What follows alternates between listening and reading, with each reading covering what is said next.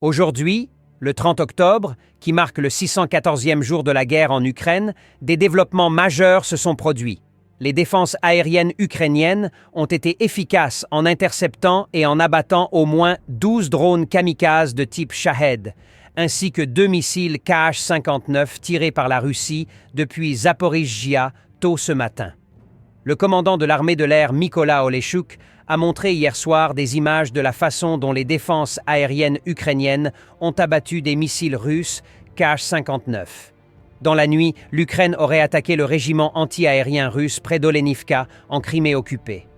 Au total, 17 militaires russes ont été blessés et 5 véhicules ont été endommagés à la suite de l'attaque. Les forces armées auraient également attaqué Sébastopol dans la journée. Le ministère de la Défense russe a affirmé avoir abattu 8 des missiles Storm Shadow. Sur le front Avdiivka, les troupes russes continuent d'exercer une pression constante, mais sans obtenir de résultats apparents. Le porte-parole des forces de défense de la région de Tavria a déclaré que le nombre de soldats russes tués depuis le 10 octobre dans la région d'Avdiivka avait augmenté jusqu'à environ 6500. Continuons avec les événements généraux. Au milieu des combats, sur la rive gauche, la Russie décide de remplacer le commandant du groupement du Dniepr dû à la situation catastrophique de ce front. En parallèle, l'Ukraine continue ses opérations offensives en direction de Melitopol, dans la région de Zaporizhzhia, et des blogueurs russes signalent des avancées tactiques ukrainiennes sur des positions non spécifiées. Zelensky a rencontré le Premier ministre des Pays-Bas, qui a promis son soutien et a déclaré que des F-16 seraient envoyés en Roumanie d'ici 2 semaines et qu'un système Patriot et des bateaux de patrouille seraient bientôt disponibles. Maintenant, regardons plus en profondeur l'état actuel du front. En commençant par Avdiivka, toutes les revendications russes, prenant le contrôle de Terikon et allant jusqu'au premier bâtiment de la coquerie, sont jusqu'à présent dépourvues de preuves visuelles. Contrairement aux autres cartographes, je m'en tiens à une zone contestée jusqu'à preuve du contraire.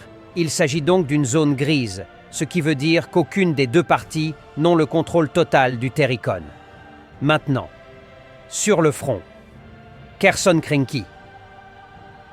Les Ukrainiens martèlent les Russes à l'intérieur de la zone forestière au sud de Krinky, empêchant les Russes de se renforcer.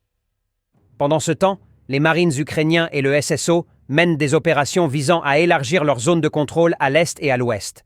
Les Russes ont de gros problèmes de logistique. Pour finir, sur le front Robotyne-Verbov. Après avoir analysé les images, il est devenu clair que les forces ukrainiennes ont renforcé leur position à l'ouest de Robotyne. Il existe des rapports non confirmés faisant état de la progression de l'AFU au nord-nord-ouest de Verbov. Cependant, il n'y a aucune confirmation visuelle pour l'instant. Nous arrivons donc à la fin de ce résumé. Chaque jour, je vous apporte des nouvelles rapides et fiables.